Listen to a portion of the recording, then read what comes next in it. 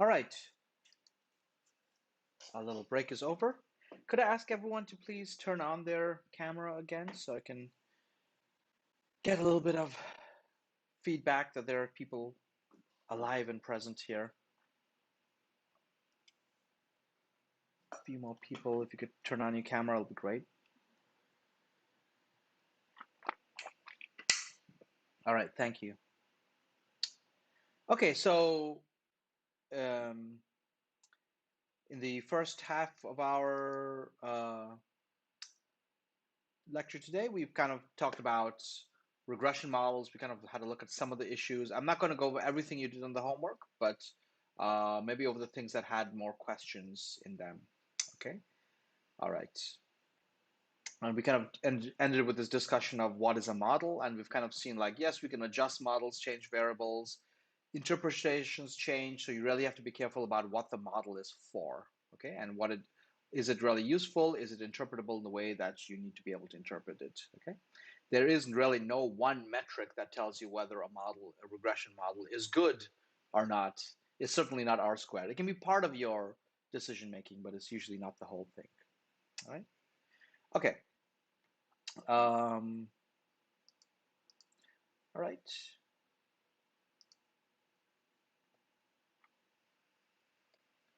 And let me also, so let's kind of move on and talk about another thing here.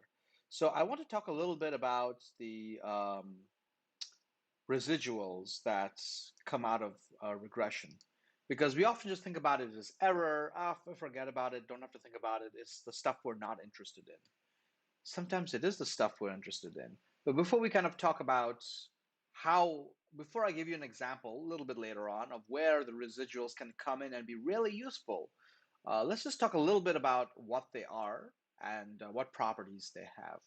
Okay, so if we take a regression model like this one, log miles per gallon and weight, right? We can, here I'm essentially creating a data frame with log miles per gallon, the weight. And what I'm doing is, let's see, I'm also storing the residuals of my earlier regression. I think this was a regression I ran, where was it? Over here, regression weight log. This was a regression of log miles per gallon, just regressed over weight and only weight. All right. By the way, before the break was over, there was an excellent question on the chat from Guild, I think, asking, hey, since we have four variables that are about the engine and they're highly correlated, displacement, horsepower, weight, cylinders, can't we just like fuse them into like an engine variable somehow? Couldn't we just merge them into a common variable so then we don't have multicollinearity problems? The answer to Gil's question is yes, we can do that, but not yet. I'll come back in a week or two and we'll see how we could possibly fuse multiple variables into a single variable. All right. Um, and there's multiple ways to do it. In fact, we'll spend quite a bit of the remaining semester talking about different ways of doing that. All right. So once again, we had earlier run this simple regression of log miles per gallon regressed over log weight. All right. And what we saw was that we had this estimate here, which I guess tells us a 1% change increase in weight reduces the miles per gallon by 1.05%. All right. And this was our our model of miles per gallon log weight. Coming back to that model on slide 7 of log miles per gallon regress over log weight, what are the residuals coming out of this simple regression here? Okay, so I've made a little data frame here where I've taken the log miles per gallon and the log weight. So just look at this line, the data frame of log miles per gallon log weight, and I've added to it a column called residuals. All right, and here I put in the residuals of the regression of log miles per gallon over log weight. Once you have a regression object, you can just ask for its residuals as a vector just by asking $residuals. All right. So I've created a data frame with miles per gallon, log weight, and the residuals of log miles per gallon regressed over log weight. And then I asked to see the correlation table of this matrix that I just created up here. And I'm rounding it to 2 decimal places. And here's the correlation table. Okay, the correlation table shows me that log miles per gallon has a fairly high and healthy relationship with weight. Okay, about minus 0.87. Moreover, log miles per gallon has a relationship with the residuals. The dependent variable is actually correlated with the residuals at 0.49. All right. However, you'll notice that log weight, this explanation of miles per gallon called weight, both logged, it has a zero correlation with the residuals. Whoa, like zero, perfectly zero. All right. What's going on here? My pictorial explanation, I'm just try to draw a picture of this explanation, and it looks something like this. Imagine that this big block here, this whole block here, is the variability of log miles per gallon. All right, it's shown by this gray block with a blue border going around it. All right. A part of its variability is shared by log weight. All right. So log weight shares some of its, and actually this image isn't entirely correct because some of log weight should also be outside of that square. But let's say this is the portion of log weight that is that explains log miles per gallon.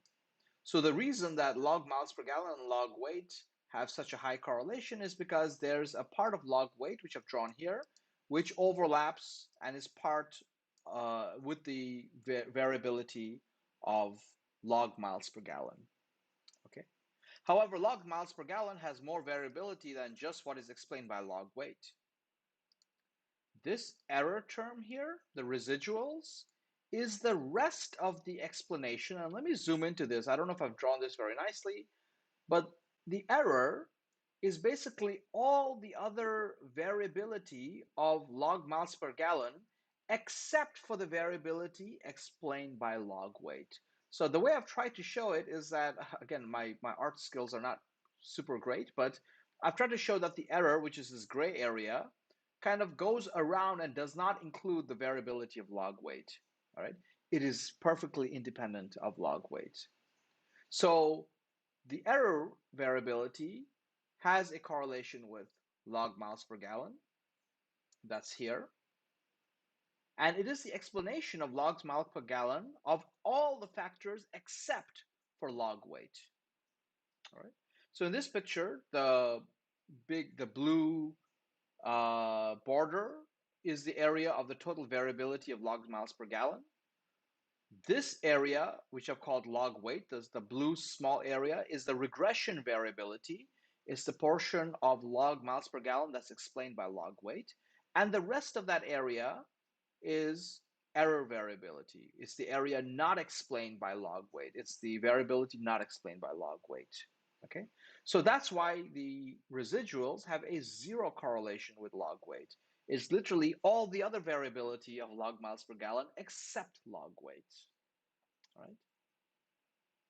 Now, since log weight has a zero correlation with residuals, let's for a moment imagine log weight and residuals as vectors. In fact, let me just jump to code and do some of this with the code because I'm getting a little far from the code and that makes me unhappy. All right. So earlier on, where was my, this was my regression model of miles per gallon over weight, just using log miles per gallon log weight. Okay. And this was my, here's the summary of that regression. All right.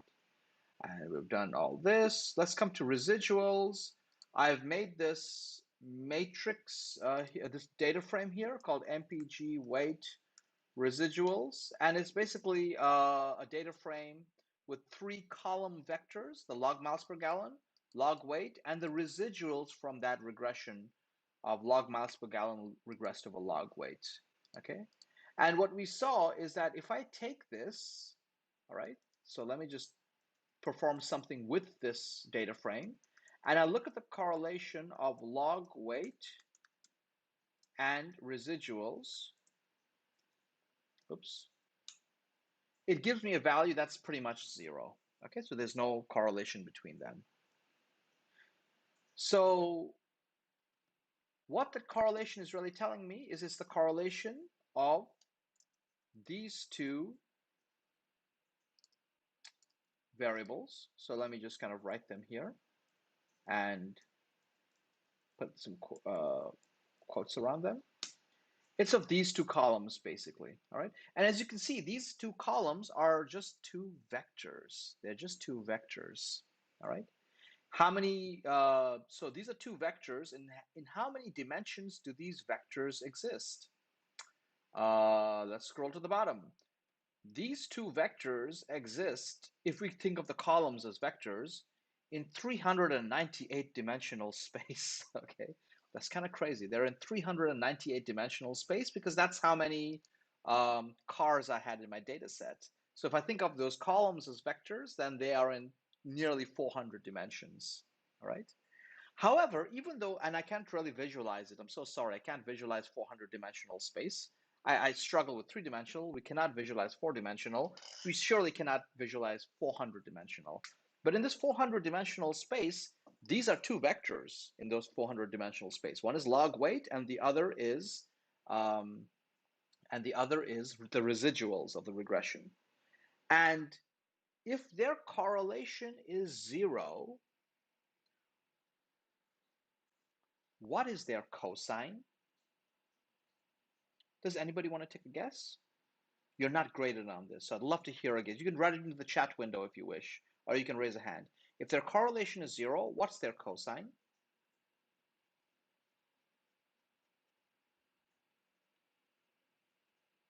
Anybody? I'm going to wait till somebody takes a guess in the chat window. Okay, guesses are coming in. The guess is, okay, so Bijan, you're guessing 180.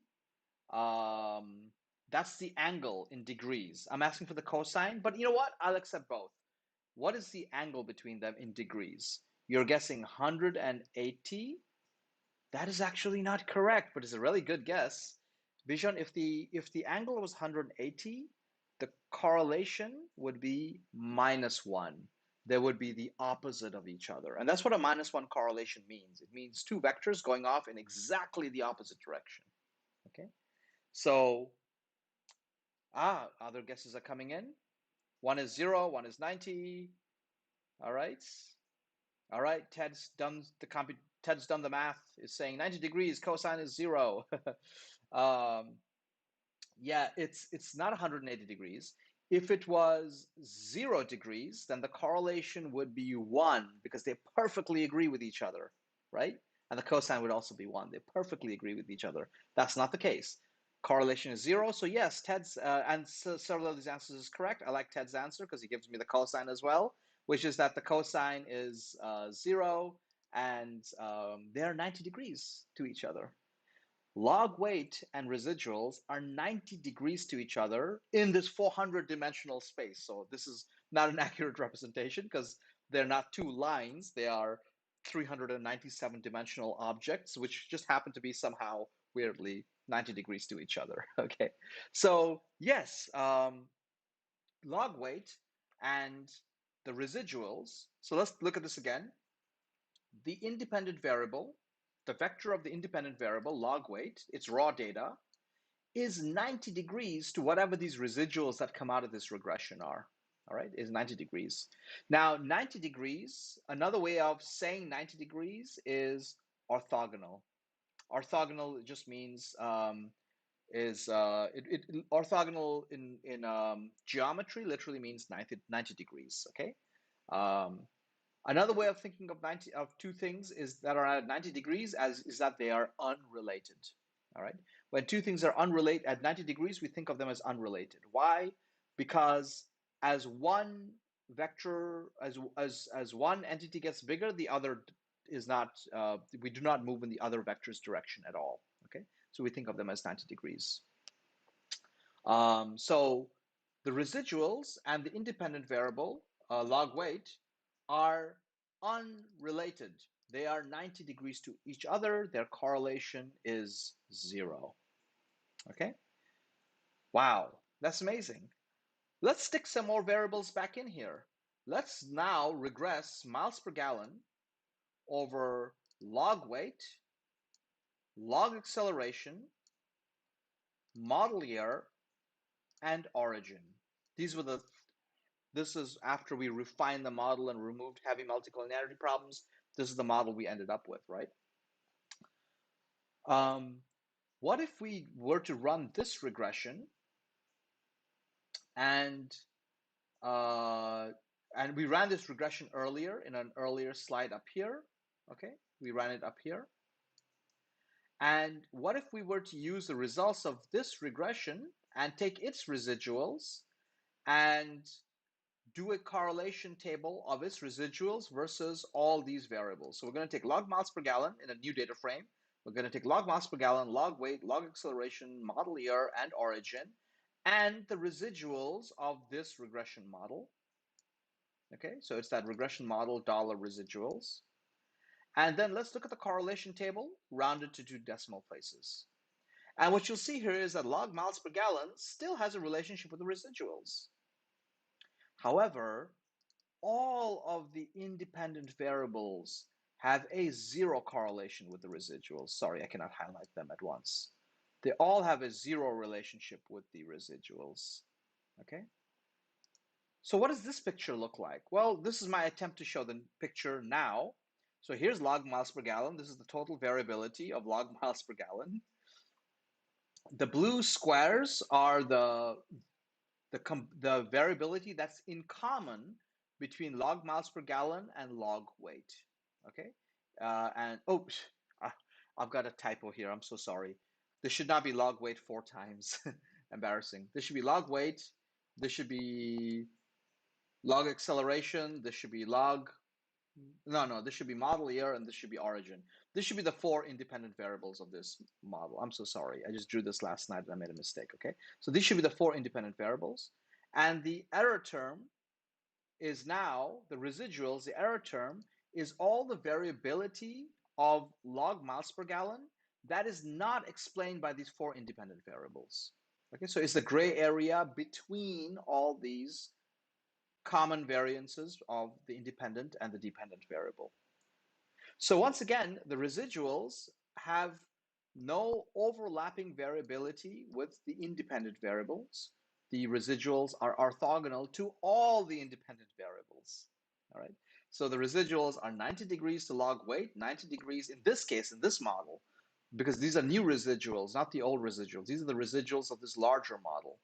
So these new residuals are 90 degrees to log weight, 90 degrees to acceleration, 90 degrees to model year, and also 90 degrees to origin. Kind of cool. So this is what residuals are, all right? They are essentially all the ways in which, so we can think of them 2 ways. One is it's all the variability of log miles per gallon not explained by these independent variables. And another way to think about it is that it is a vector which is 90 degrees to all the independent variables. And it's got a correlation of 0.344 miles with miles per gallon. So residuals is kind of in the a little bit in the direction of miles per gallon. It has some relationship with miles per gallon, okay? But it's 90 degrees to everything else, is orthogonal to everything else, all right? This term orthogonal is so powerful in geometry that we've started using it in English, in common English, just to mean unrelated. Like if somebody says, "Hey, I want to go get sushi tonight. You guys want to come join me for sushi?" And someone says, um, "Hey, we have a full moon today." Then you can say, what? Those 2 things are orthogonal. They're just unrelated to each other, okay? So in English, we use the word orthogonal to mean these two things have nothing to do with each other, all right? So that's kind of what orthogonal means here. Okay, cool. So that's residuals, and I hope you kind of get a interesting view of what residuals really are. It's a vector that is 90 degrees to all the independent variables after you've conducted your regression, all right? And we're going to use that fact in an interesting way a little bit later on. We're going to stumble across a problem that we had before, but we're going to have an opportunity to use the residuals to solve the problem. So let's take a look, all right? The last question, I think, for your homework was this question right here, where I asked you to, let me see, do I have it in code? I hope I did the homework. Yeah, I think I did. All right. So I asked you to kind of subset the cars data set into three origins. So US cars, European cars, Japanese cars. All right. And then conduct three. So this is the regression of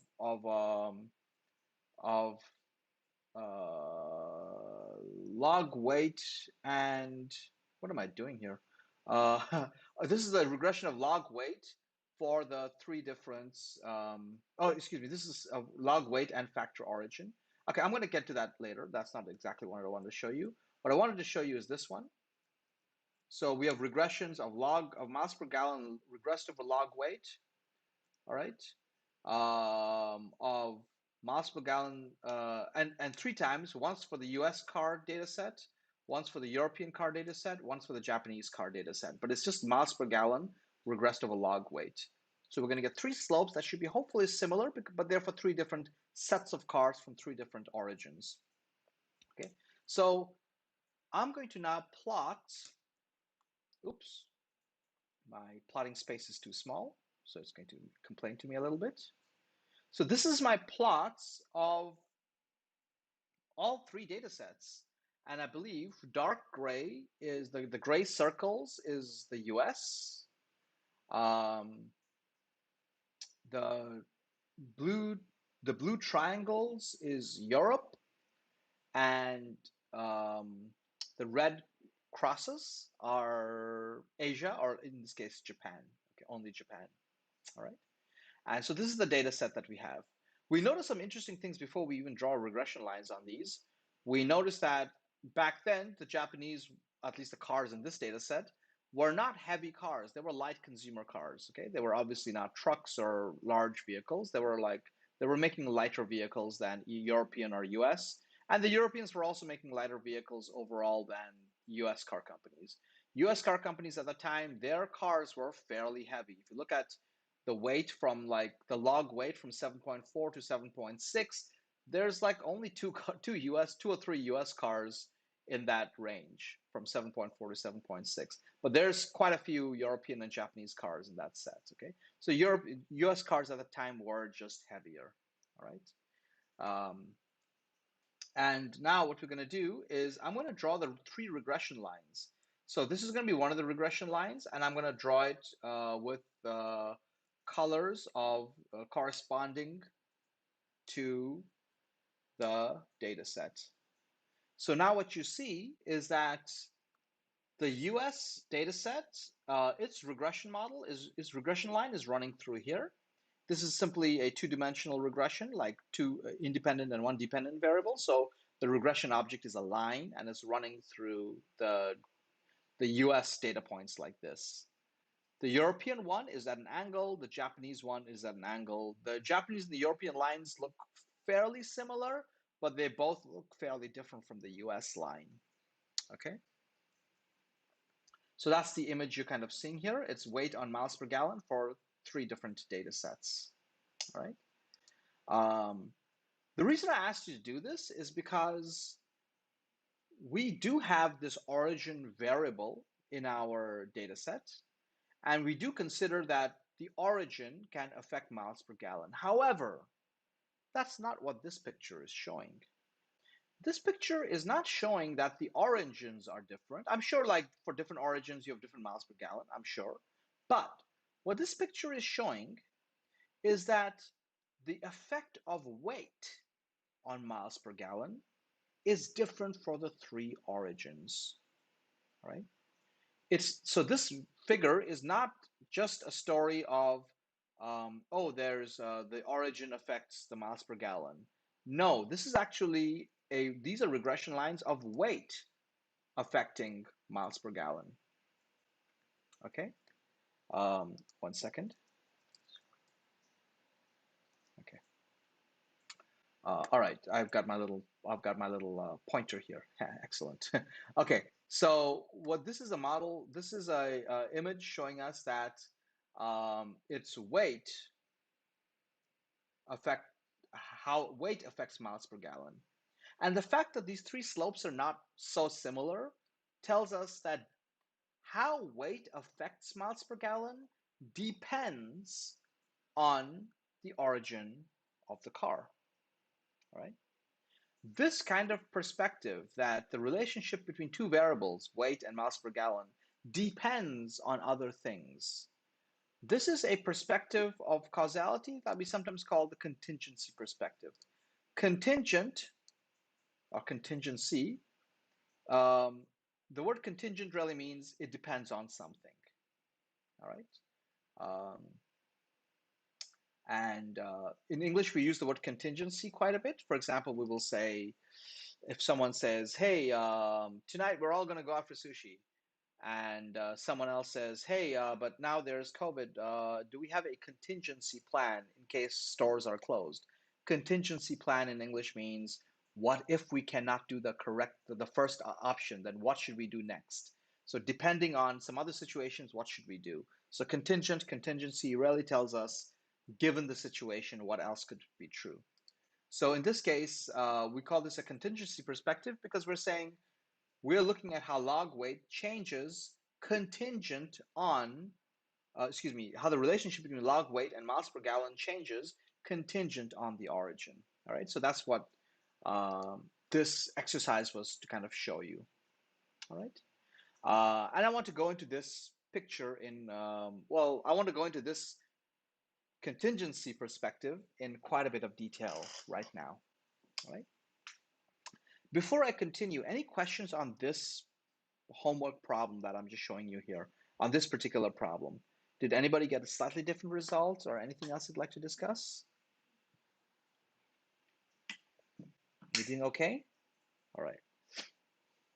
All right. Um,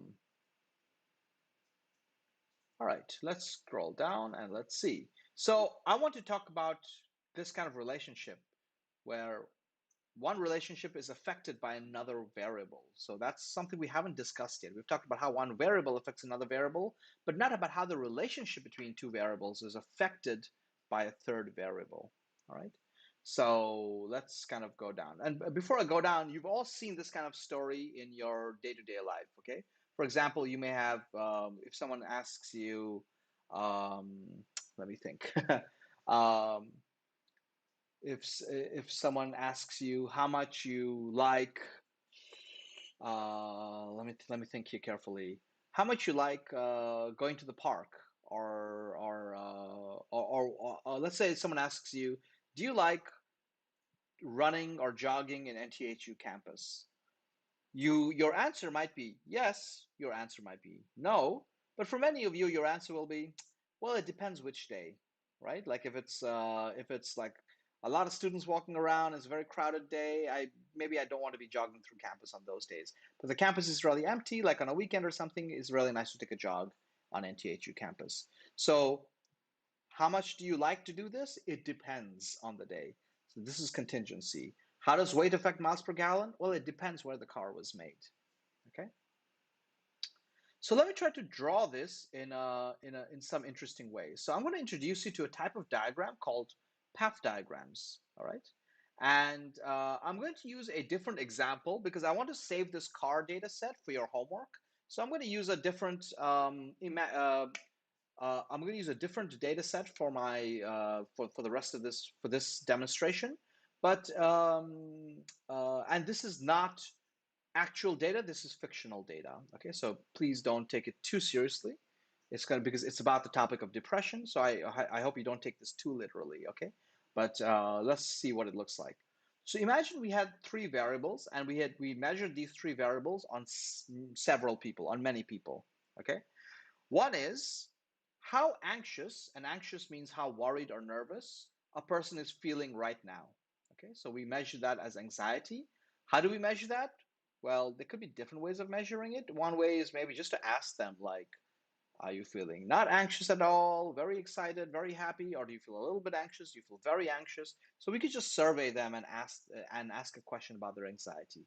There might be other ways. Maybe there's like some kind of brain scan or chemical analysis we can do to kind of understand like if someone is very anxious, or we can detect how much they're sweating or something like that. I don't know. All right, so there's anxiety, how worried or nervous a person is feeling right now. The second variable is angst-free days, which is how many days since the person last felt very anxious. So we could ask people, when was the last time you felt very anxious? Or maybe they're keeping a diary, and we can like look at their or a log or a diary, and we can look at the diary and see when they registered that they're feeling very anxious. A doctor may have asked them to do this.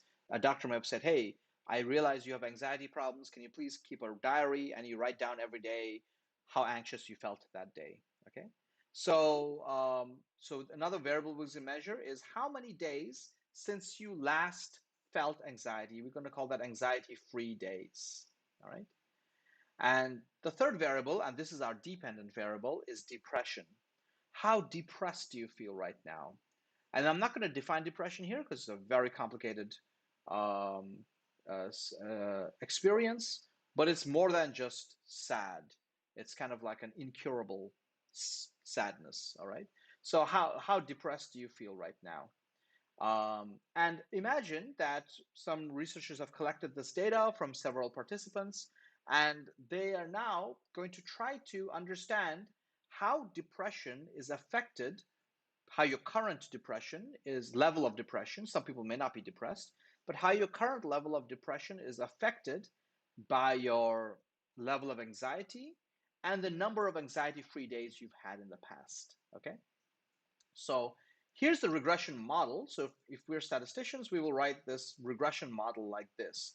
Depression is a function of your anxiety and anxiety-free days. All other explanations are going to be captured as residuals. Okay. Any variance of depression not captured by anxiety or anxiety-free days is going to be captured as a residual in our residuals. Okay. Here's another view of it. So this, excuse me, this picture that I've drawn here, this is another picture of it. And oh, can I use my fancy mouse pointer? Can I? Oh, I cannot draw with it. Too bad. I wish I could. Oh, I can. Look, I can do this. Haha, so cool. Okay, so I get very excited when I can do stupid things. All right, so this model here is a path model, and or a path diagram. And what a path diagram shows you is it shows you the causal relationships that a researcher has got in their mind. Okay, so it's a picture version of, it could be a picture version of a regression model, but it's a generic picture model of how you think things cause one another. So in this picture, our two independent variables are anxiety and angst-free days, and they affect depression. So depression is the dependent variable here. So this kind of reflects our regression model, but we just shown it in a picture. The boxes, we're using boxes to show you what we are measuring. So anxiety, anxiety-free days, and depression. And the arrows show you the direction of causality. It's saying anxiety affects depression. Anxiety-free days has some effect on depression. Positive or negative? I don't know yet. Let's do the analysis in a moment and we'll find out, okay? If now realize that this data set, if we had it, and I do have it, where is it? Let me go to my other RStudio window and let me go into this one here, right here, okay? And I have this data right here. It looks something like this. All right, so if you can see this here. I've got depression, anxiety, and angst-free days. As you can see, depression is measured on some kind of scale, like what is it, from 0 to 3, I think, or something like this. Anxiety is measured from like minus, well, why am I asking all these questions? I should ask R to do this work for me. I should say, give me a summary of this depression data set. All right. And it tells me that depression, it goes from -1 to 4 point something, not 0, excuse me. Depression goes from 1 to about 4. Anxiety goes from about -2.7 to 2.8. And anxiety-free days is measured in number of days. Some people have gone 100, in this data set, have gone 140 days without feeling anxiety. Some people seem to have gone for 2 years without feeling any anxiety whatsoever. All right. All right. So this is my data set. And I'm going to run the regression on it in a moment. But before I do, what will the regression look like? So this is data in 3 dimensions. We have 3 columns. So if we look at the columns as dimensions for a moment, then our data is in 3 dimensions. If you look at if you look at the variables, independent and dependent, as our dimensions, then we can visualize it as a 3-dimensional problem. Okay. And let's say with depression being like the y-axis and anxiety-free days and anxiety being the 2 x-axes, okay? If we do it like that, then the regression object is a plane. Can you see that here? It's a plane that it's a 2-dimensional regression object, okay?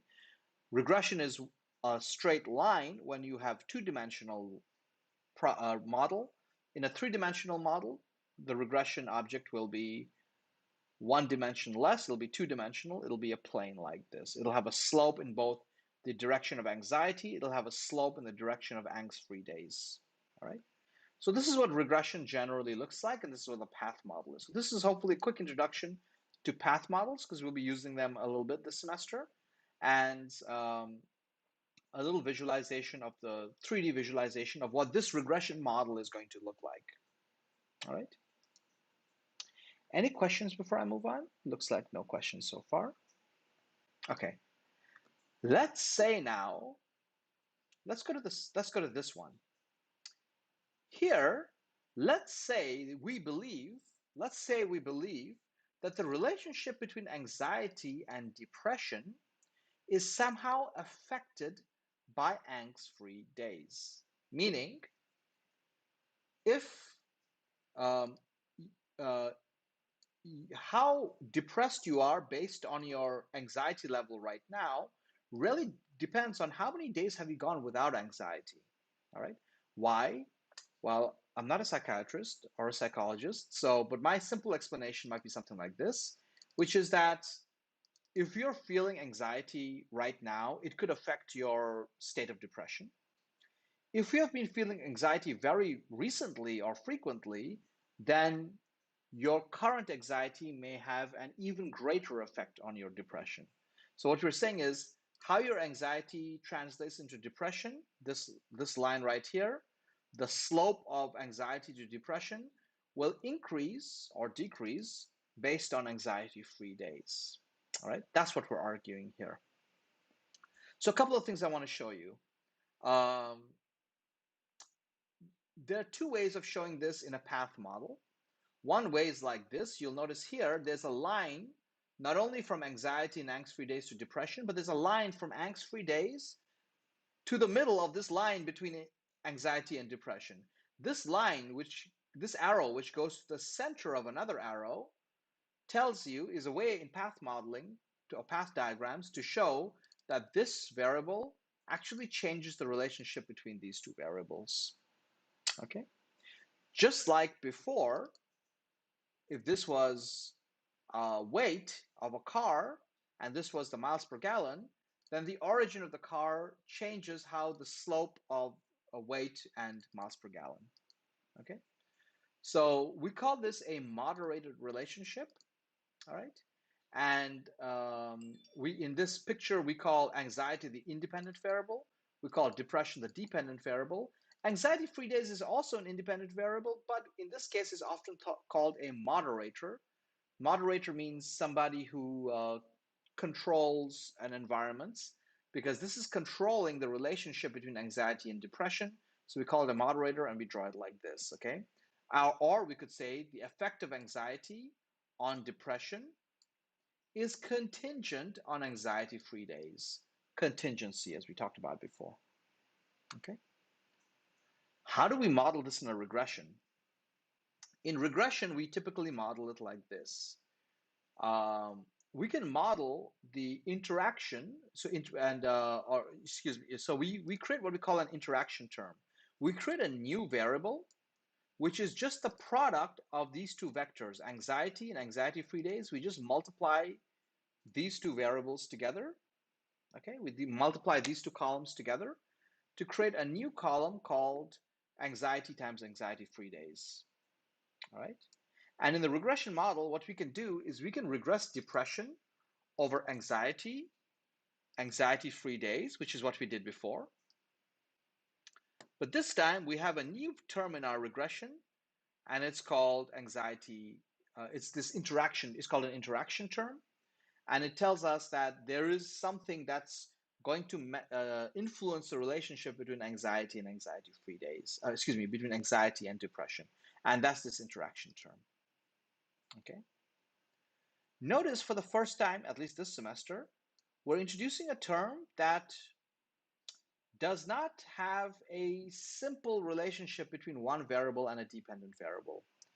This term, this product of anxiety and anxiety-free days, is actually mixing two variables together to affect this dependent variable.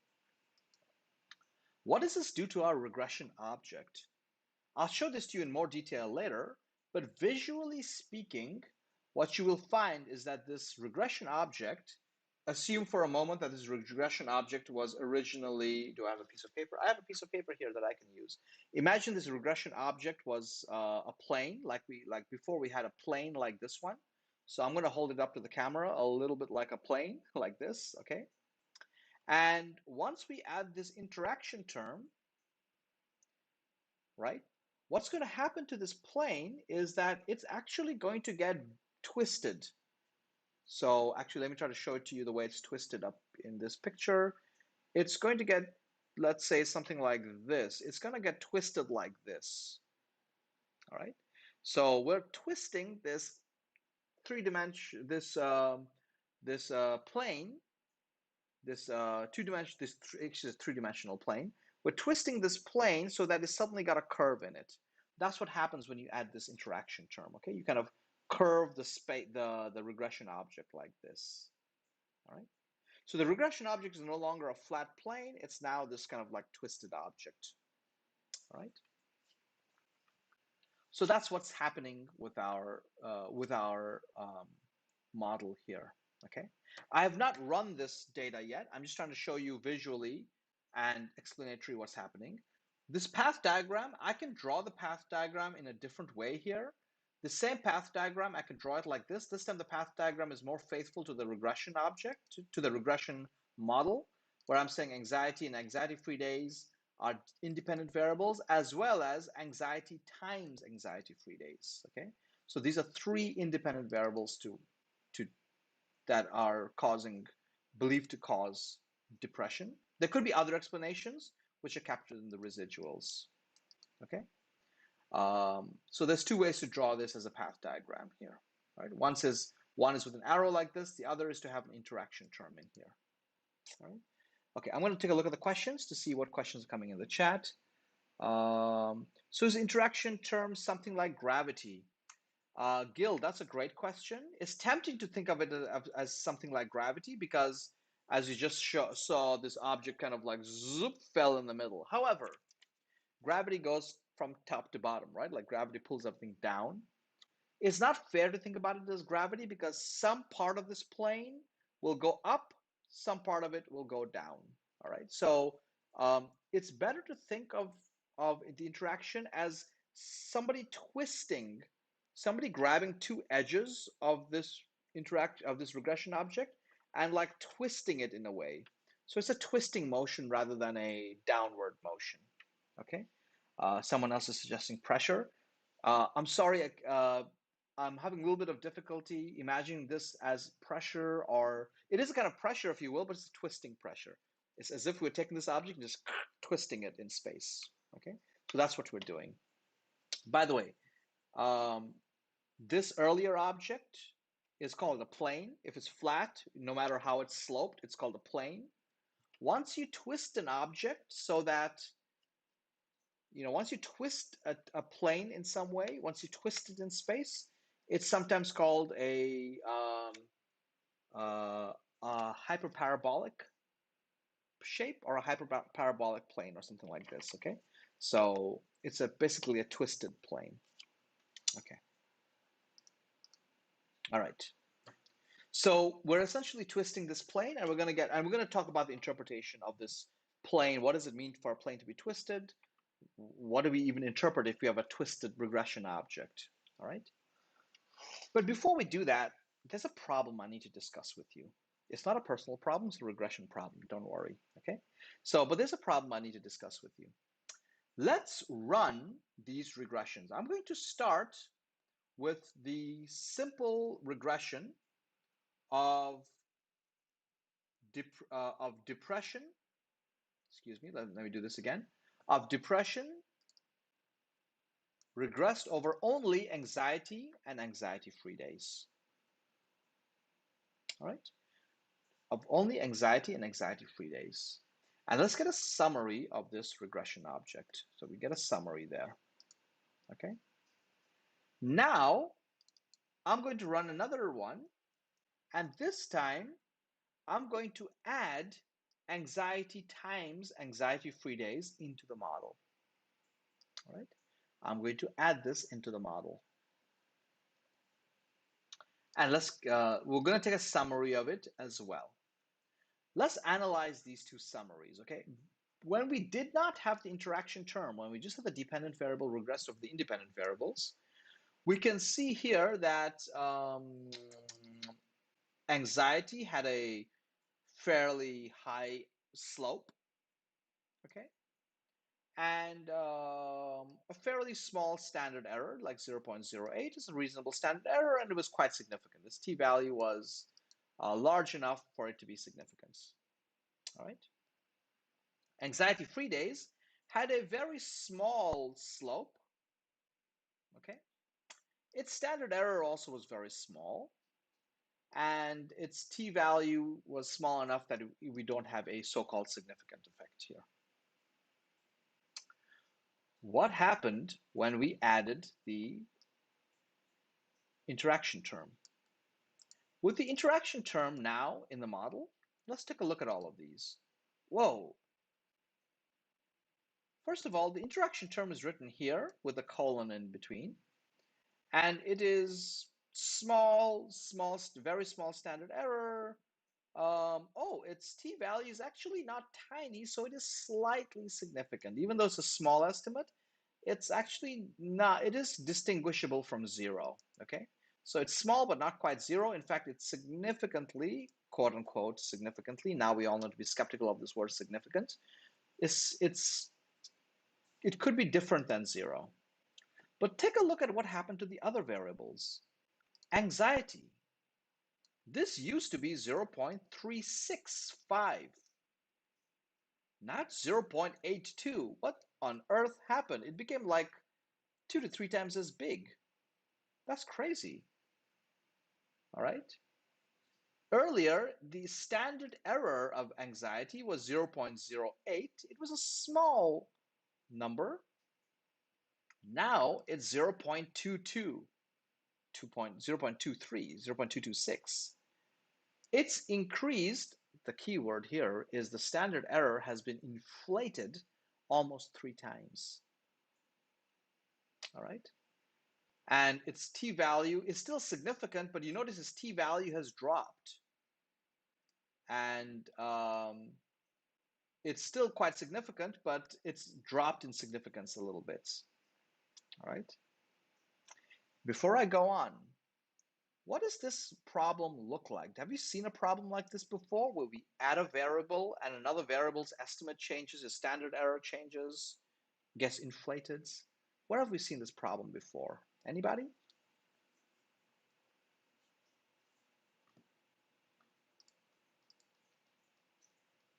Anybody want to raise a hand or write a comment?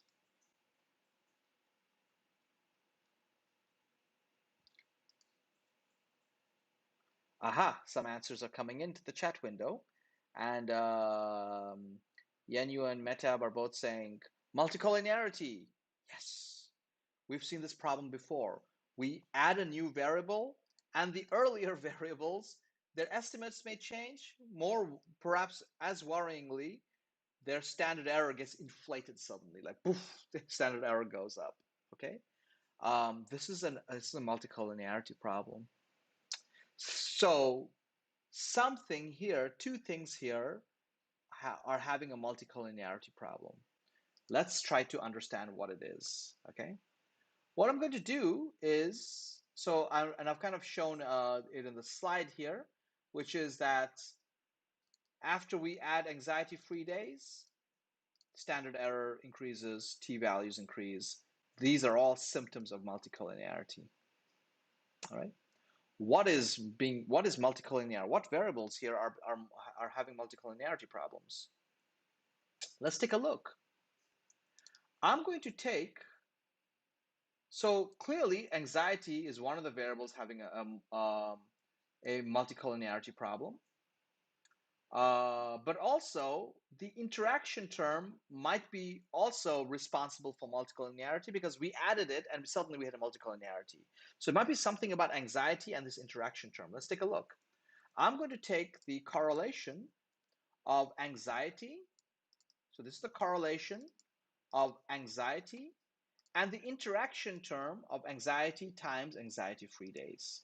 What is the correlation of anxiety and the interaction term? Oops. Oh my God, that's a huge that's a huge correlation. It's 0.9. That's crazy. All right. What about anxiety-free days? Does that have any problems? Well, when we looked earlier, anxiety-free days, it went from 006 to 0006, or that's 0007 to 0001. Its standard error actually did not change a whole lot. 0.008, 0.008. So actually, anxiety-free days was not that affected. But you know what? Just to be safe, let's try something. I'm going to take the depression data set that I had earlier, okay? The depression data set that I had earlier, and I'm going to C-bind, I'm going to add another column to it, which is going to be the interaction term. I'm going to call it INTXN. It just stands for interaction of anxiety and anxiety-free days, okay? And then what I'm going to do is I'm going to ask for a correlation table of all these columns together, okay? What I see here is that anxiety and depression have a healthy correlation. Great. Independent variable, dependent variable. That's no problem. Anxiety-free days and anxiety have a small correlation. Good. I don't think that's a source of multicollinearity. Anxiety and anxiety-free days have a small 0.06 correlation. As we saw, anxiety and the interaction has a 0.92 correlation. It's got a huge correlation. And anxiety-free days and the interaction, well, they don't have a very big correlation, but it could be a possible source of concern. Okay. So, and what we can also do is we can also take this regression object we created with depression regressed over anxiety, anxiety-free days, and the interaction, and we can ask the car package. So let me make sure I have the car package installed, okay? And I can now run a VIF on this regression that I ran earlier. Notice I have no categorical variables now, so I'm only given VIFs, no GVIF, no GVIF, some weird power business. Just it's only reporting one metric, and that's the VIF. Yes, anxiety has a massive VIF against the other independent variables. Anxiety-free days the VIF value is very small, no problem, and the interaction term has a high VIF value. Okay, so as we can see, this is the issue we're facing right now. Is that we have a high multicollinearity, but it seems to be primarily between anxiety and anxiety-free days. Okay. All right. Now, earlier when we faced multicollinearity, we had a really simple solution, stepwise whiff, and we just drop things. But we can't drop things here because our regression model is depression over anxiety, anxiety-free days, and the interaction. The multicollinearity is between anxiety and this interaction. We can't drop one of them because it totally ruins our model. All right, because we cannot ask what is the interaction like between two variables if one of the variables is not even in the model. It really makes no sense. You can't ask for an interaction if one of the variables is not even in the model. So we can't drop anxiety. Can we drop the interaction?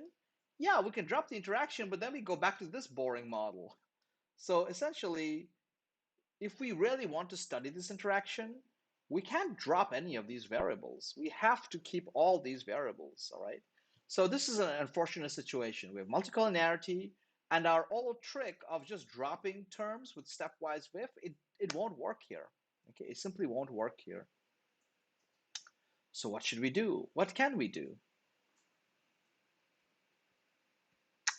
Um, a few tricks that we can play in this situation, which we couldn't use in the earlier example of multicollinearity. And hopefully you'll see why, okay? But there's a few tricks that we can do to help us interpret this model, even though it has high multicollinearity, okay?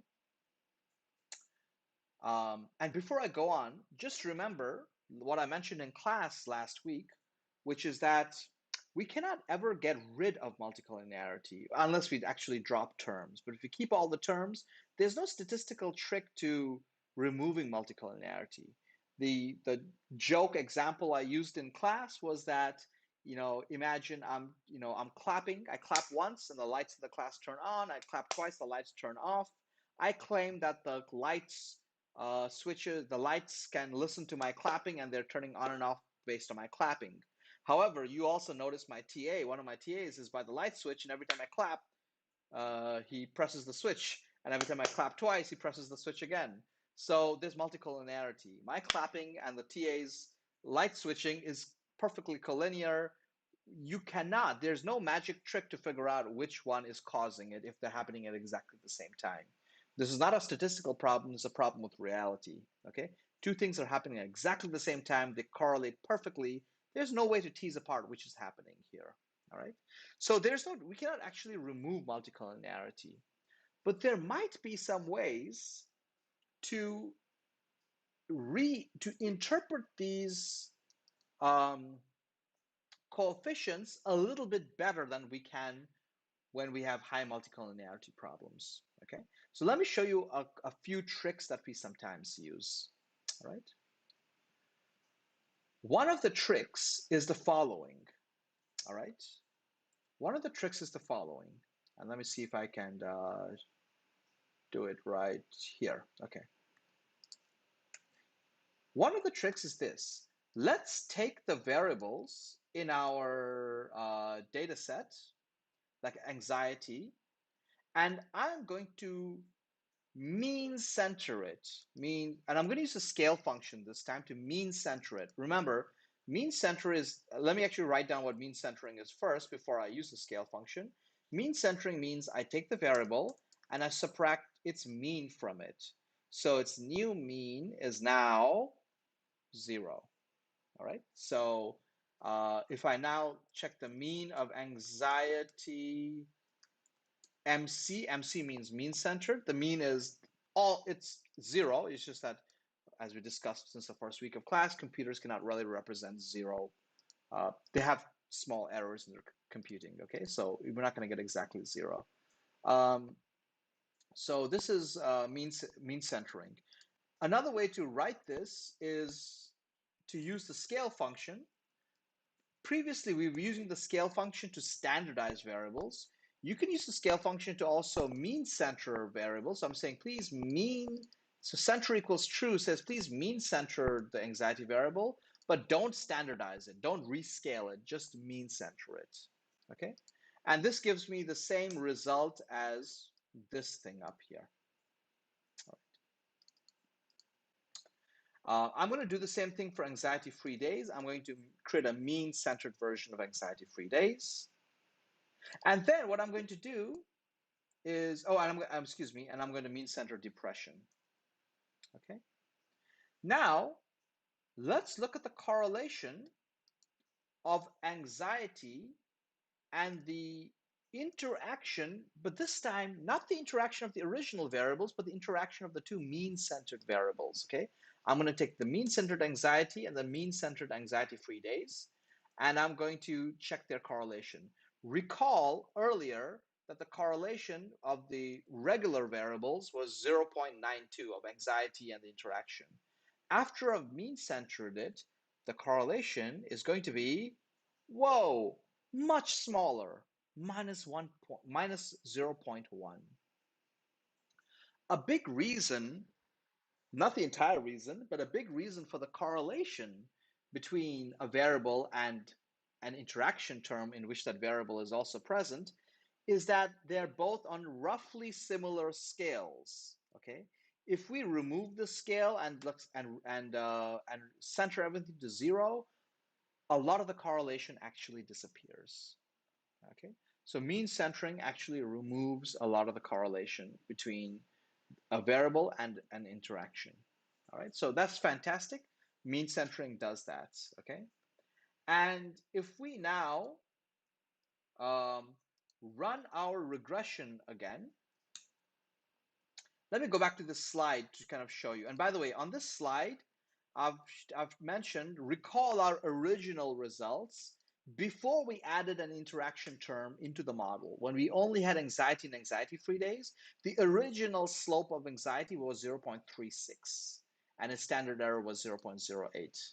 Okay. Earlier, when we added the interaction term, 0.36 became 0.38, and the standard error inflated to 0.22. Okay, but do remember the original values, 0.36 and 0.08. Now, if I run this regression on mean-centered data, and I haven't used mean-centered depression, I don't need to, just mean-centering the independent variables and the interaction term. In fact, I just mean-centered the independent variables that are used in the interaction, and I take a product of the mean-centered independent variables to get the new interaction variable. Notice now my estimate is back to very close to my original estimate without the interaction term. Instead of 0.365, I have 0.34. That's really good. I'm getting back my original estimate for anxiety. And my original standard error was 0.08. Now it's 0. It's 0.08, a little bit smaller, but excellent. I've got the original values of anxiety's slope estimates and its standard error back again. Okay, so that's great news. We didn't have a very big problem with anxiety-free days, but it's back to close to its original value of 0.001. That's a little bit off, but it's pretty close. Okay, so we're only off in anxiety-free days by 2 decimal places. Here we're off by like 5 decimal places. Okay, and now we get a more reasonable estimate of the interaction term and its p-value. And now notice the interaction term is actually somewhat significant. Was it before as well? Oh, it was before as well. Okay, well, not too excited. Okay, then. All right. All right, great. There's another similar solution, which I'll show here, which is that we could also, instead of mean centering it, we could just standardize this data set as well. Because remember, standardizing does mean centering and then divides by the standard deviation. So it has a very similar result. And you'll notice here that if we standardize the whole data set, so here I'm running my original regression of anxiety, anxiety-free days, anxiety times anxiety-free days. But this time, the data set I'm using is going to be a data frame of the scaled data. Everything is going to get scaled. Okay. And actually, because I scaled everything, including depression, the results are a little bit different, but it's still quite close to my original results of 0.36. at least its anxiety's results aren't as bad as before of 0.82. Okay, so scaling the independent variables or mean centering them is one way to help interpret these coefficients. Okay, I do warn you though here, we haven't magically removed multicollinearity. It feels like we did, right? Because the collinearity dropped from 0.92 to 0.1 minus 0.1. It feels like we did this magic trick and we just got rid of multicollinearity. We actually did not get rid of multicollinearity. All the trick we're doing right now, it is not really greatly. I'm going to just look at the mean-centered version here. It's not greatly different. So let's look back up at, excuse me, where were we? If you look at the interaction term, it was minus 0.001. It's still minus 0.001. It's helping us interpret the direct effects a little bit better. We know that the interaction may not be zero because it's significant to some degree, but there is still multicollinearity in the problem. It's just that all we've done with mean centering is that we've helped to recall the better estimates of the direct variables, anxiety and anxiety-free days. Okay, this coefficient is still a little bit hard to interpret because of multicollinearity problems, but at least we get our coefficients of anxiety and anxiety-free days back to almost what they were. Not exactly, but back to almost what they were. Okay. So how good is this model for interpretation? Well, it still has multicollinearity problems, and probably interpreting the interaction term is a little bit problematic. We'll talk about interpreting it in a moment. Okay. Before we go to interpretation, I just want to talk about trying to bring back our original anxiety and anxiety-free days coefficients back to what they were. Okay. Any questions on what this is? We're not removing multicollinearity by any means, but we are improving how well we are interpreting the direct effects, at least. Okay. So mean centering or standardizing the independent variables will do the same thing. All right. Great. Any questions? Let's just take a 5-second stretch break. You can stretch out in your seat, all right? And let's just see how things are going, all right? I need to stretch out for sure. All right. Yeah, twist around in your seat. Yeah, do a little dance. Excellent. You can also stand up if you wish. It's up to you. All right. So we don't have a trick to remove multicollinearity, but at least the original coefficients of the direct variables, we can bring them back to close to what they were, not exactly. All right. Okay. I have one more trick I want to show you, and I'm really excited about this next trick, okay? Because it's going to use a little bit of what we saw before. All right, are you ready for my next trick? Okay. This is going to be a little bit maybe complicated, so please bear with me, okay? I have one more trick I want to use to kind of help reinterpret these coefficients, and the trick is as follows, okay? I'm going to forget this regression problem for a second, and I'm going to go back to interaction terms and what they are, right? So let me kind of go here, and did I have a orthogonalization? Yes, okay. So imagine I have two variables, and I'm sorry, I have not actually given you the two variables, but I've just generated them myself, okay? So you'll just have to look along, but you cannot follow along. I've created two variables called, what are they called? X and Z, okay? And they have a small correlation, 0.1, okay? Now, I'm going to produce an interaction term of X and Z. I don't have any dependent variables. Forget the dependent variable for now. Just pretend X and Z are two independent variables. They have a small correlation of 0.1. And then I create an interaction term of X times Z, a product. Notice that even though X and Z had a very small correlation, when I look at the correlation of X, Z, and xz is the multiplication of x and z, we will find that xz has a very strong correlation with x and a fairly high correlation with z as well, even though x and z were not that correlated to begin with. Okay?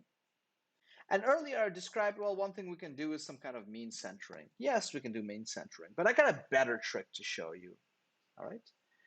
And this is what I'm going to do. I'm going to do it, and then I'm going to explain why I am doing this. I'm going to take this product term, x times z, xz, okay? And I am going to regress it over x and z. So forget the dependent variable. I'm not even showing you the dependent variable in this little toy example. If I took the two independent variables and I took their interaction and I regressed the interaction over the two independent variables, what's that going to do? Well, let's take a look. Okay. And I'm going to call this O regression. The O, I'll tell you why I'm going to call it O in a moment. Okay. And I'm actually not even going to look at the summary. I'm actually not even going to look at the results. What I am going to do is I'm going to store the residuals of this regression. Okay. I'm going to take the residuals of this regression. Now, before I go further, let me explain what I have done so far and why I have done this. So remember, when I take the variable x and I multiply it by the variable z, I get, x times z. And what we saw is that x and z have some correlation with each other, but the product term x times z is heavily correlated with x and heavily correlated with z. All right. So I'm just trying to kind of show it in this pictorial form where this gray box is the total variability of the interaction term x times z. And all I'm showing you is it shares some variability with x, it shares some variability with z. And it has some other variability, which is this gray area, which is not related to x and not related to z.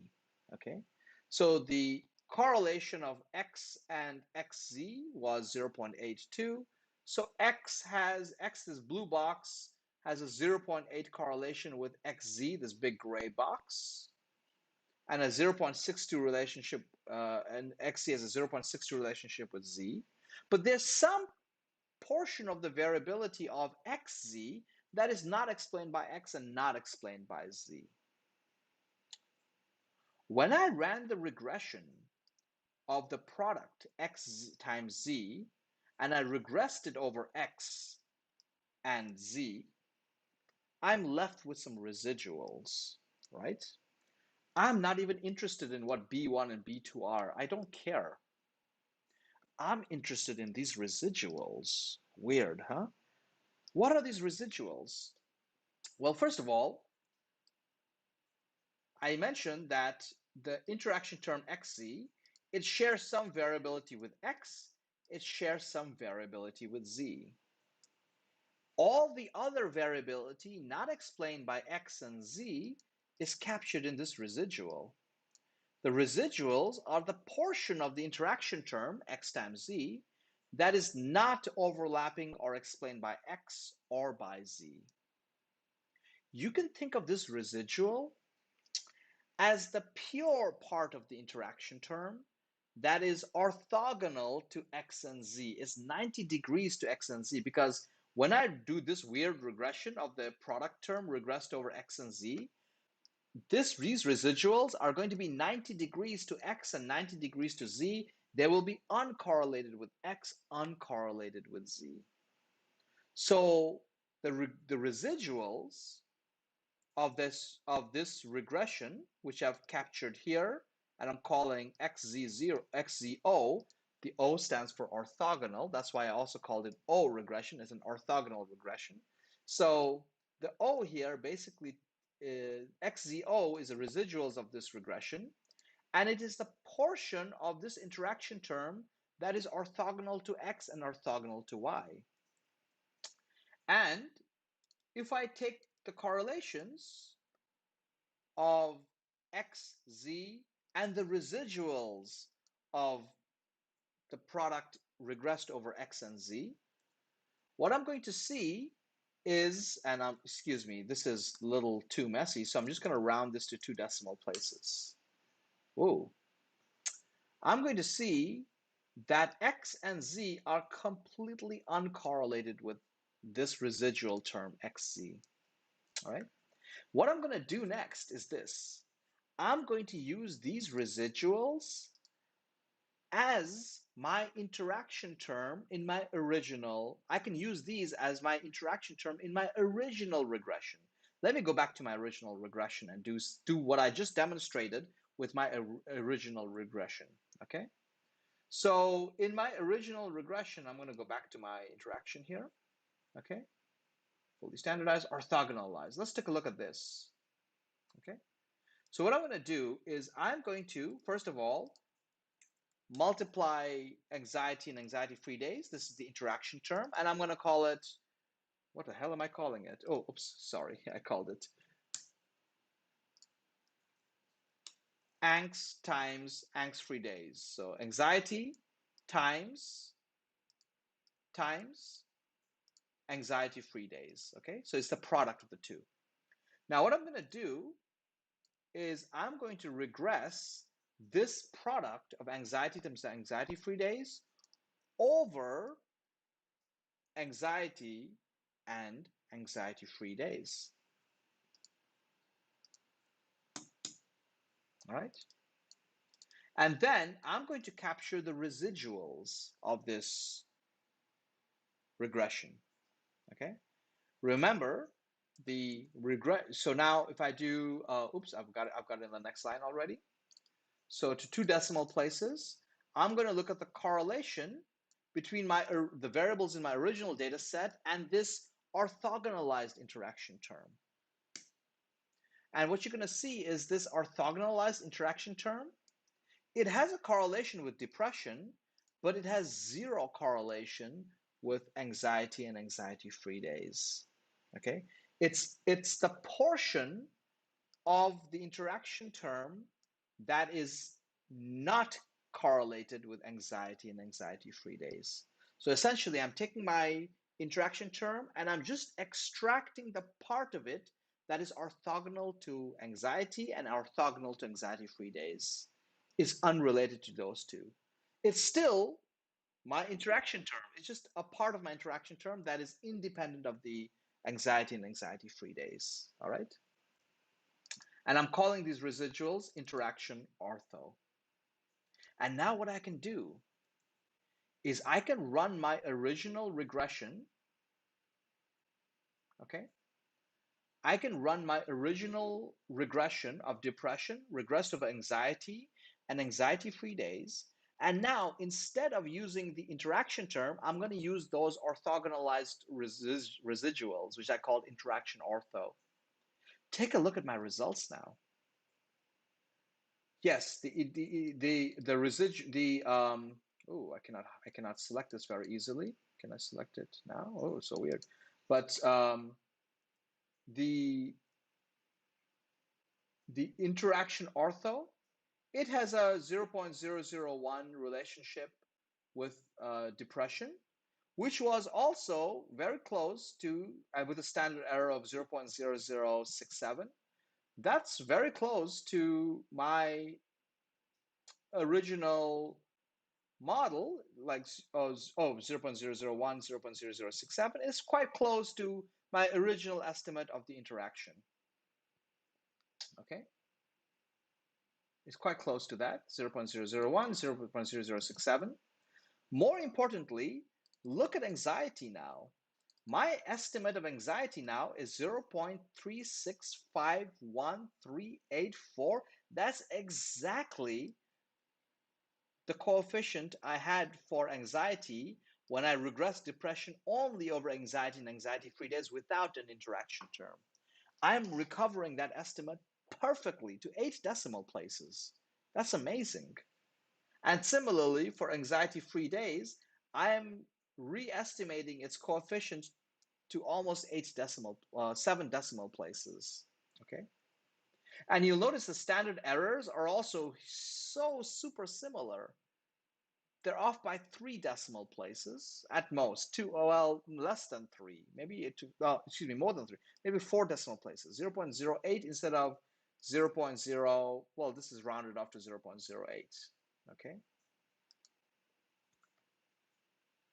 So essentially, what you're seeing is that I can use this trick of orthogonalization to create an interaction term that is perfectly uncorrelated to my independent variables. All right. It comes from my independent variables, comes from the product of my independent variables, but I'm extracting just the uncorrelated portion of it. All right. And I can get all these results back amazingly. Now, so orthogonalization gives us the most interpretable coefficients, but I do warn you, orthogonalization has also not removed multicollinearity, it's just made it easier to interpret. That's all. Okay. This coefficient of the interaction term, it's still a little bit problematic because the interaction term originally did have a relationship with anxiety. I've just kind of surgically removed that. So I've lost some of the meaning of my interaction term, but so be it. This is the interaction, the portion of the interaction that is independent of anxiety and anxiety-free days. Okay. So I've shown you 3 tricks, well, 2 tricks really, to interpreting the interaction, even though interaction terms often have a large correlation with the independent terms that they were derived from by multiplying them together by. Okay. So this is the story of how we can perhaps run regressions with interaction terms, even when the interaction terms, which they often do have fairly high correlations with the independent variables. Okay, great. So the trick that I wanted to show you is called, the trick is sometimes called partial orthogonalization. Okay, it's called partial orthogonalization, and we produce an interaction term, and we just extract the orthogonal part of it, the part of it that's orthogonal to the independent variables. All right.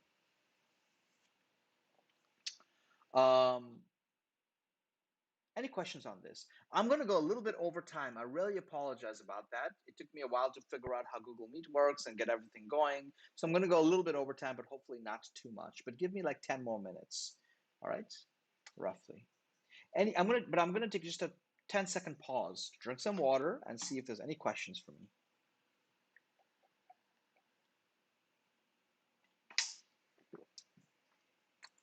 No questions? Okay.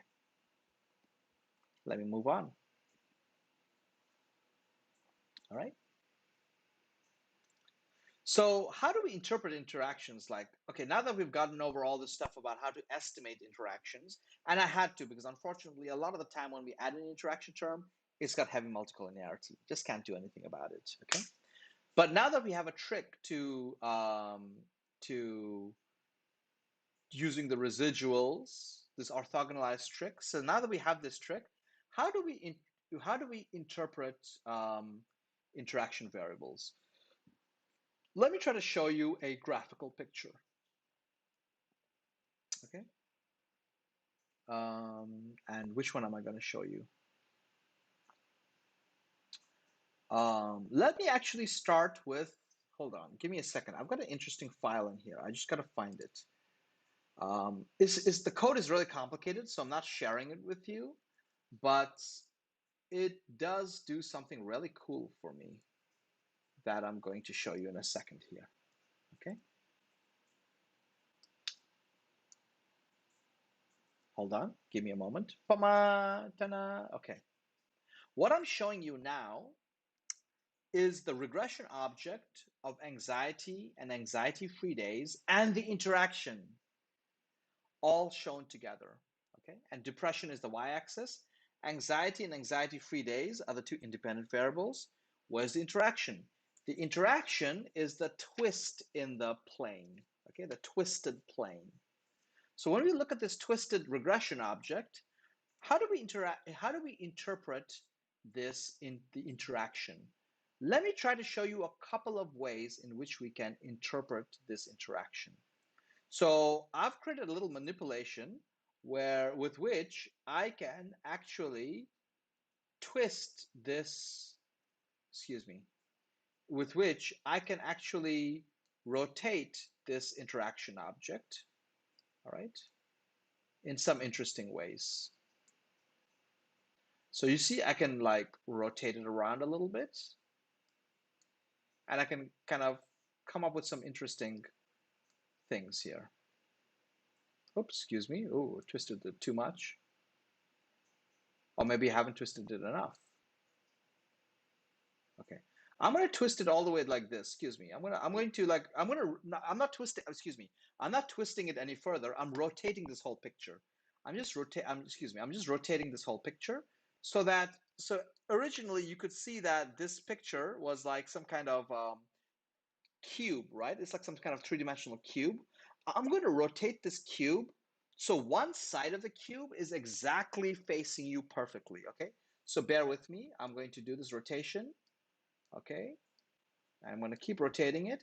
I want anxiety to be like kind of like our x-axis, so I want one face of it to face us exactly. So I'm going to keep rotating it, and here we go. Now the face of anxiety on the x-axis is facing us perfectly, and I'm going to rotate it up a little bit so that depression really looks like the y-axis.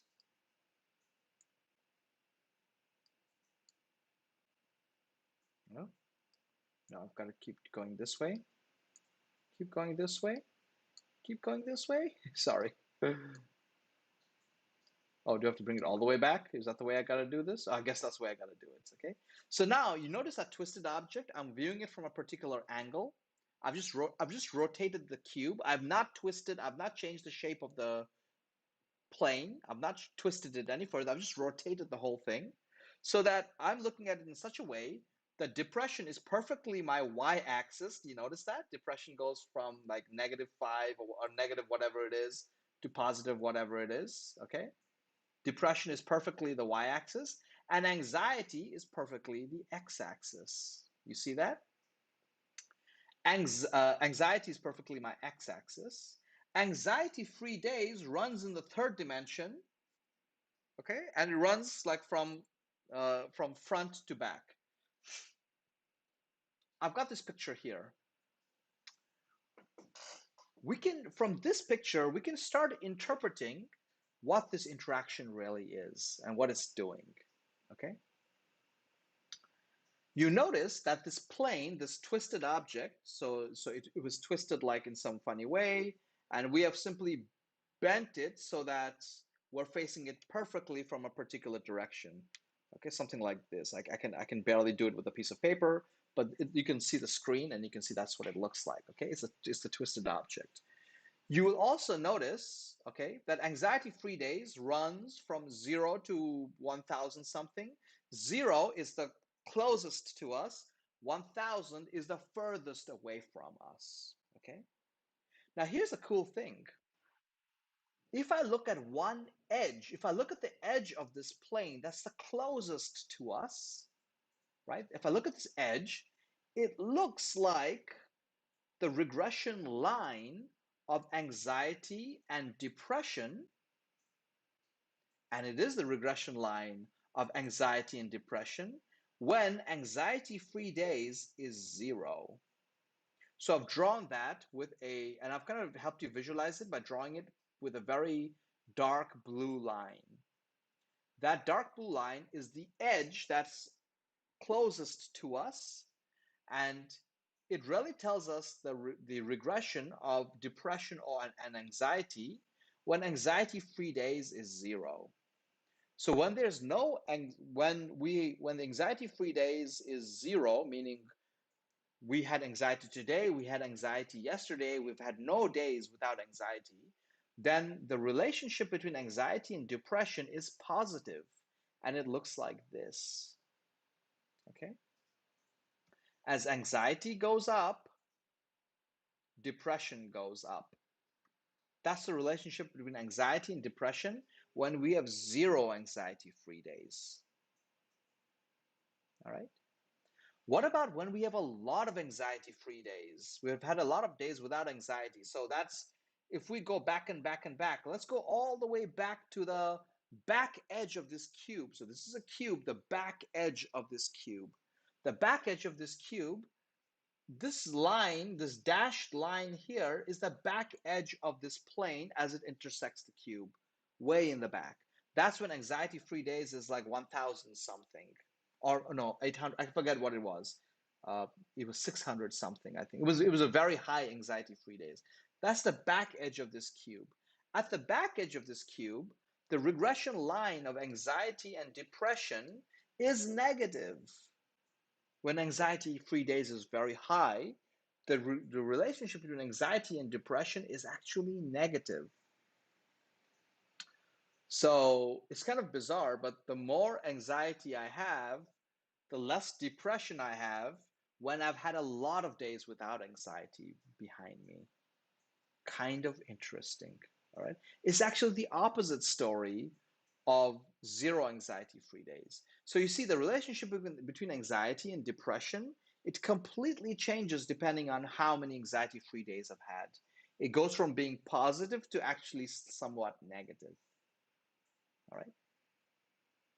What about this slope? What is this coefficient here? Anxiety free days, excuse me, this slope of the interaction term, the orthogonalized interaction term. What is this thing? All right. It's a negative, very small number, negative 0.00 something. All right. What is that number? That coefficient of the interaction, and it's an orthogonalized interaction term, that coefficient is neither the dark blue line at the leading edge of the plane, and it's not the dashed line at the back edge of the plane. That slope is actually the slope of this plane at the middle of this plane, at the mean value of anxiety-free days. When anxiety-free days is at an average value in this data set, let's find out what the average value is. So let's find out what is the mean, what is the, let me just take a summary of depression dollar angs free days. The mean is 330 days, almost 1 year. So on average, at almost 1 year of anxiety-free days, the regression line between anxiety and depression, the slope is kind of shown here. It's shown to be a little bit negative. Sorry, I've not been able to kind of draw it perfectly here, but it's something like this, okay? It's almost close to 0. It's pretty much a flat line, all right? So when I run a regression and I put an interaction term in here, the slope of the interaction term is actually telling us, um, it is essentially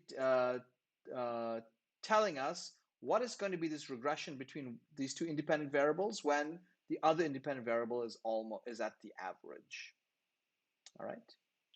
Now I've tried to show this with 3-dimensional. Let me jump back to 2 dimensions and show this with a 2-dimensional example. All right. Let me show this with a 2-dimensional example. Oh, I've got a question in the chat window.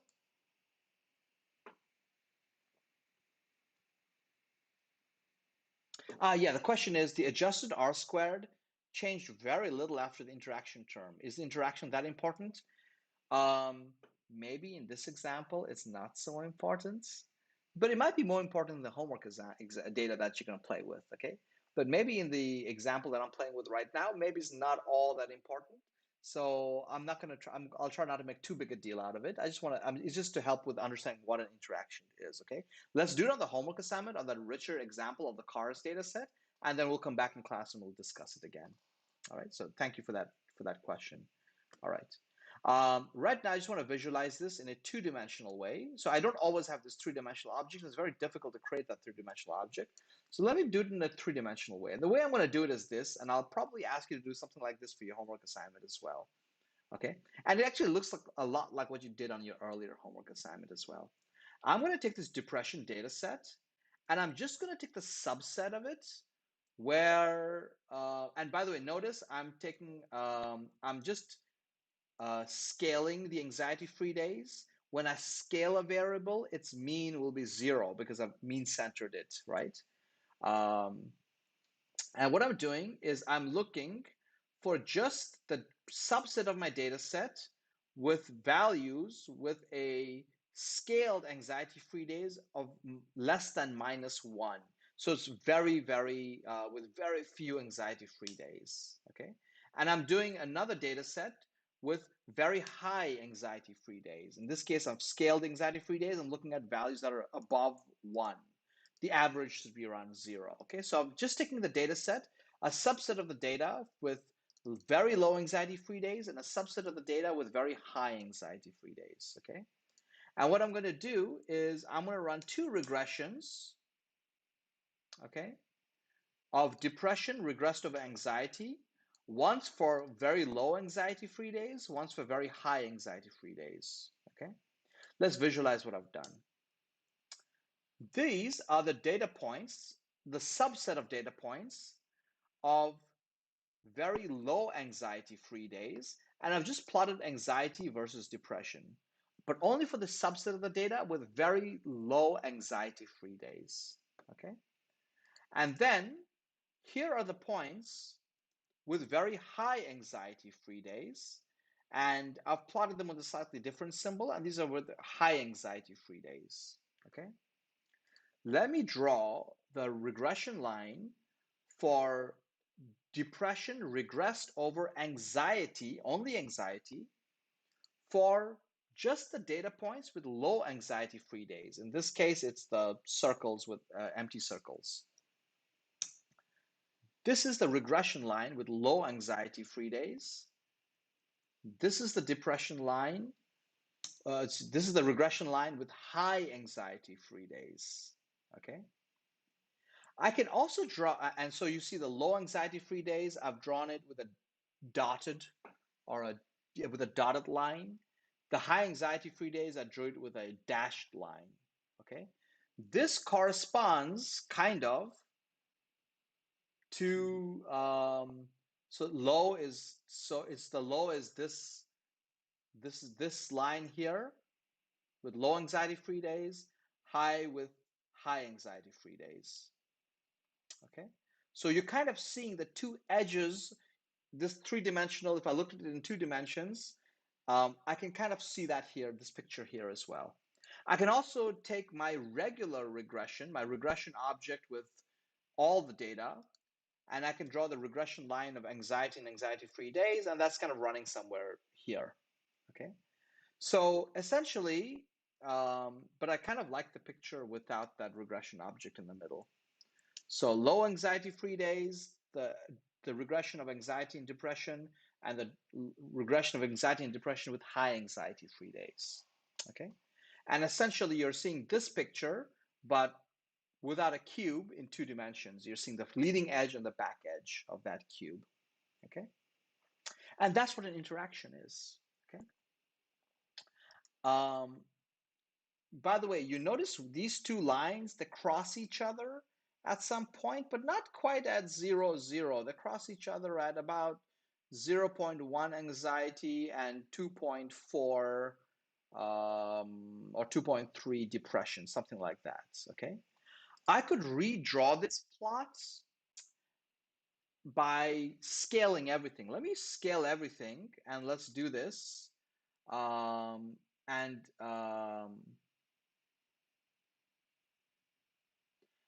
what I'm going to do is I'm going to redo these points, but this time I'm going to scale the variables anxiety and depression, okay? And I'm going to show you the plot of anxiety and depression, that regression, on the scaled data set for low anxiety-free days and high anxiety-free days. Now that I'm using scaled data, you'll notice that my 2 lines will always cross perfectly at 0. Okay, so that's an artifact of scaling your data, is if you scale all your data and then you plot the regression lines at different levels of a third variable, like anxiety-free days, the regression lines should be like centered around 0. Okay. I'll give you a chance to play with this on your homework assignment, so I'm not going to go more into it. So I hope the homework assignment gives you a chance to kind of play with this and see how to interpret these. And you can ask questions, and we'll come back in class and ask them. Okay. So I just want to let you know, when you fully scale an interaction plot, you're going to kind of all your regression lines will cross exactly at 0. So these are regression lines for different levels of anxiety-free days, but I'm plotting scaled anxiety versus scaled depression. Okay. All right. I've gone really over time, so I'm going to just say one last thing before, and I'm going to skip the last 2 slides of the class. Maybe I'll do that next week. Okay. But I want to just say one last thing before we kind of conclude the class. First of all, let me just mention one thing. We've used regression in 3 interesting ways in this class so far, whether you realize it or not. We've used regression as a causal modeling tool to say, hey, we have a model of a dependent variable and several independent variables, and we can do a causal modeling exercise where we say which variables are good explanations of our independent variable. And when we do that, we're really focused on the coefficients, and we are focused on standard errors of those coefficients for significance, if you're interested in significance, and we're focused on the R squared. Okay, so that's causal modeling. But we used regression for 2 other things other than causal modeling.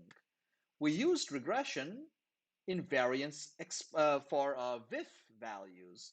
So to compute VIF, we regressed not a dependent variable, but we regressed one of our independent variables over the other independent variables. All right. And we took the R squared of this, and that was part of our VIF calculation. So in this use of regression, we use the regression because the R squared of regression, well, the R of regression gives us a multiple correlation coefficient. R here gives us a correlation coefficient, a multiple correlation of one of the independent variables versus all the other independent variables, the big R. If we take that squared, then we also understand what is the variance of this independent variable explained by the other independent variables. If we put that in the denominator in this expression, we get a VIF value, which tells us how is the standard error of this independent variable in the original regression, how is the standard error of its coefficient inflated by multicollinearity. So that was the second use of regression we saw, not for causal modeling, but just because we were really interested in that multiple correlation coefficient R, which we could then use as R squared and then as VIF. And then we saw a third use of regression today. We saw a use of regression as an orthogonalization tool, where we simply regress an interaction variable over the independent variables that produce that product term, right? We took a product term, x times z, and we regressed it over x and z. And in this case, we were not interested in its R squared. We were not interested in its coefficients. We were just interested in the residuals. And we just took the residuals out of that and we plugged that back into our original causal model. All right. So regression is such a powerful and interesting tool. And over the past 2 weeks, we have seen it used in 3 ways. One as a causal modeling tool, once just as a tool to get multiple to get a coefficient of multiple correlation, big R. Okay. And from that, we got an R squared and a VIF. And third, we can use it as an orthogonalization tool. It can take a variable, when regressed over other variables, it can just give us the orthogonalized vector, the portion of the product that is independent of other variables. Okay. So these are 3 powerful uses of regression, and I hope this is a kind of a good reintroduction to how these are all used. Okay. There was one more topic I wanted to cover, but we're way over time. It's a little bit different for me to teach online, purely online as well. My pacing is completely off. So I might save the other 2 topics for next week. All right. We'll do hopefully we'll do a homework example, just playing with maybe interaction terms and things like that on the homework example. Okay. All right. Thank you everyone for your time and for cooperating with trying to come on Google Meet. For those of you in Google Meet, you'll see that the experience is quite a bit different because there's two things you can see that you cannot see on the YouTube stream. You can see hands being raised, you can see your fellow classmates, and you can also see the chat window where people are asking questions. All right. So I think the experience is a lot more engaging on Google Meet. You're welcome to go and use a YouTube video as a reference video, but on YouTube and also on Google Meet, when people ask questions live, you can hear their questions live. On YouTube, you're just going to hear silence for some time because you're not going to hear other people's discussions. Okay. So that's unfortunately the way it is. But let's just see if which is more engaging. But I hope you will all join me again on Google Meet next time. I'll try to keep running the YouTube, but I'll see how the quality of the two is going, and I'll decide whether or not I'll keep the YouTube stream going on. Okay. All right. Thank you all for your time. I'm like almost 20 minutes over time. I hope I don't do this again, but thank you for this adjustment period. Stay safe in the face of COVID, please. I encourage you, try not to go into crowded areas. I'm trying not to go into restaurants. If I like food outside, I'm just going and ordering it, taking it back home. Try to limit how often you're hanging out, even with your friends. Just, I'm sorry, but try not to spend too much time with other people who you are not living with, because I did have the experience of living through COVID in the United States because I was in the US when COVID struck. And I'll tell you right now, if you take it casually, it's going to get a lot worse. Okay.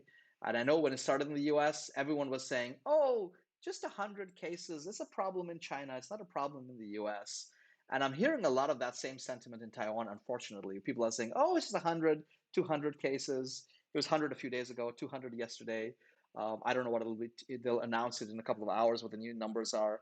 But people are like, the numbers are so small. It's just in Taipei. I promise you, it's far worse than that. So try to limit your exposure to other people. Don't hang out with other people if you don't have to. Keep your masks on. If you have to be in the same room with other people, keep a distance with each other. Keep your masks on. We can get rid of it. But if we just don't take it seriously and think, oh, it's just a problem in Taipei, I promise you it'll get a lot worse really fast. Okay. Try avoid taking the buses to go between cities if you can, because that's another place where transmission will definitely be happening right now. Okay. So be safe and take care, and hope to see you back healthy in 1 week back on Google Meet. We will use the same link again. Okay. So keep the link. I've also posted a link on the Canvas. It's on our Canvas page. So you can find the link there as well. Okay. Stay safe, take care, and see you next week. Thank you. Bye bye.